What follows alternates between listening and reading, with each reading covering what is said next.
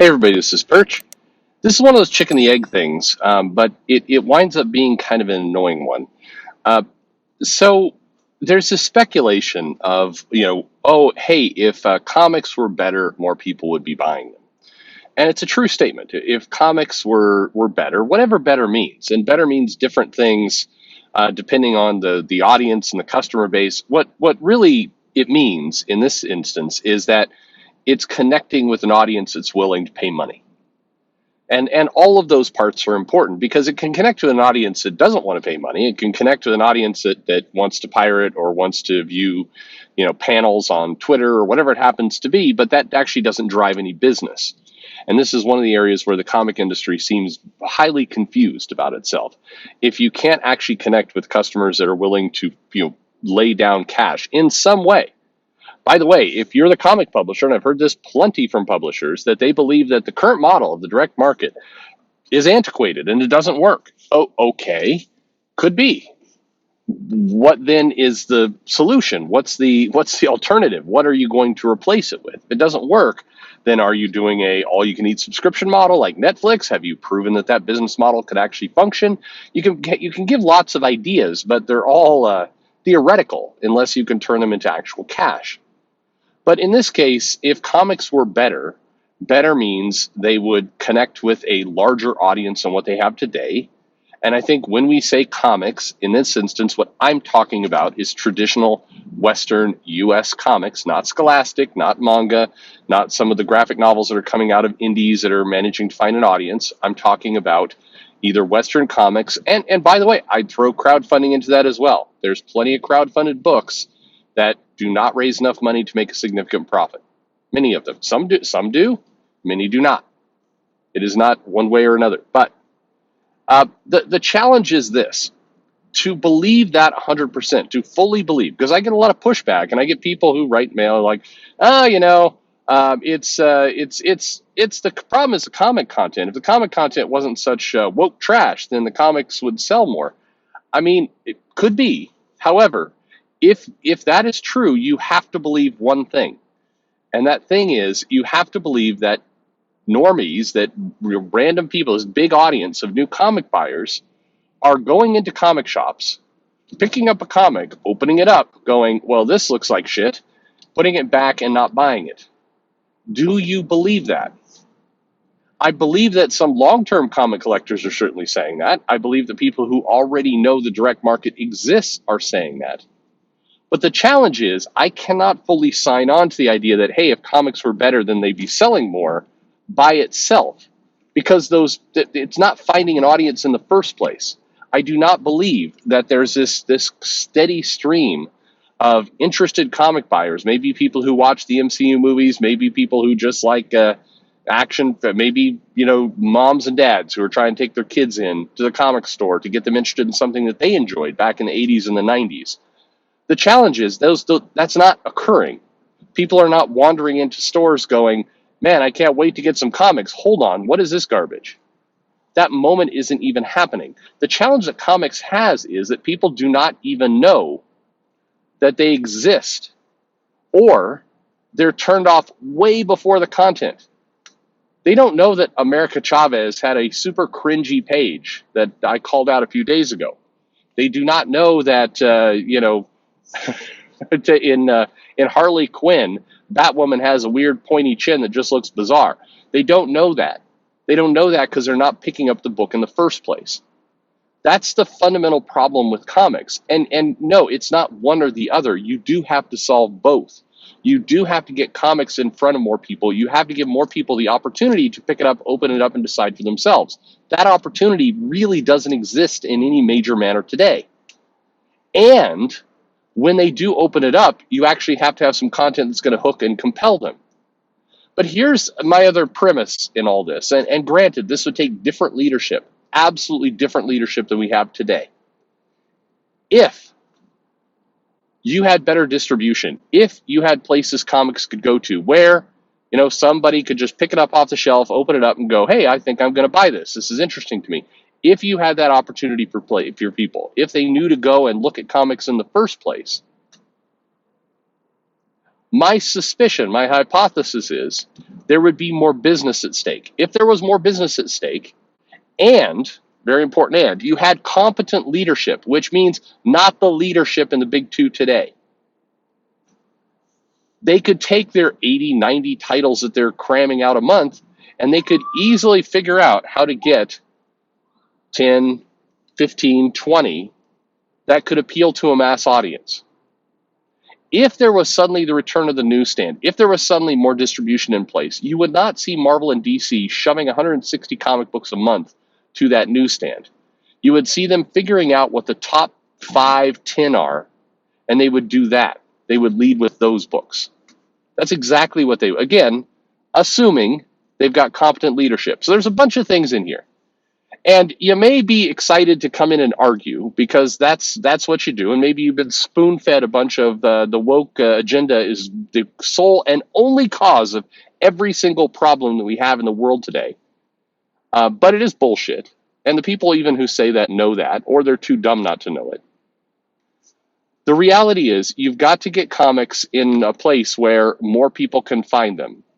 If you can do that, then you have a hope of getting more people interested in what's inside the cover. And then you do have to worry about what's inside the cover. All of those things have to happen. Just like when you wake up in the morning, you have to put on your pants, you have to put on a shirt, you have to put on shoes, you have to put on all three things. You can't put on one and be like, I'm done. You have to do all things together. That's what comic books actually needs. It needs to be in more places to at least give people the opportunity to even discover that the inside content is trash or not trash or whatever it happens to be.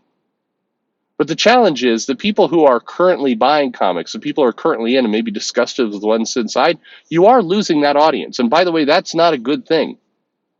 But look, no sane businessman or person or whatever would be looking at the comic industry saying, man, all I want to do is double the books.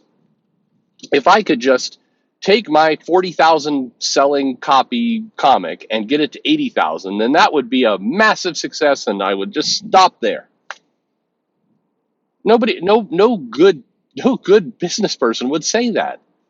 They would look for how they grow it, not 2x, 4x, 6x. They would look at 6 million copies sold of X-Men once upon a time and go, yeah, it's now 2022. We have more ability to distribute, more supply chain, more places where we can take comics.